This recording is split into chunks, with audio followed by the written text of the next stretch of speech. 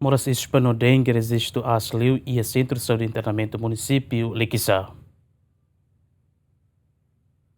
Husi fulan Janeiro to fulan Setembro tinane, Centro de Saúde e Internamento Município Liquiçá registra moras Hispano-Dengue Asliu compara com moras Circelo. Sefi Centro de Saúde e Internamento Liquiçá hatete e hatinangoto, paciente na rua lá convida causa husi moras dengue. A relata da Itânia moras vek Asliu e a Centro de Saúde e Internamento Liquiçá, husi período de janeiro, maio e setembro.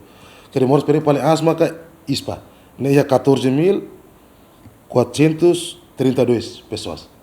Pois tir fali maka eda, auto tebeng. Ne ia 2.777. Pois tir fali maka ita caso dengue, registramos caso dengue, ia 181 pessoas. Depois tir fali maka asutata, ia 106 pessoas. Pois mais fali maka varicela ia 42 pessoas, ou mora Circelo maka ia total período de janeiro to setembro ita ia 54.990 pessoas.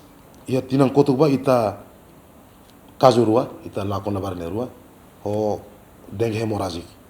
Sefi Centro Nemos informa estoca em moro que Centro de Saúde e Internamento Liquiçá suficiente ela onde atende paciente totina noin.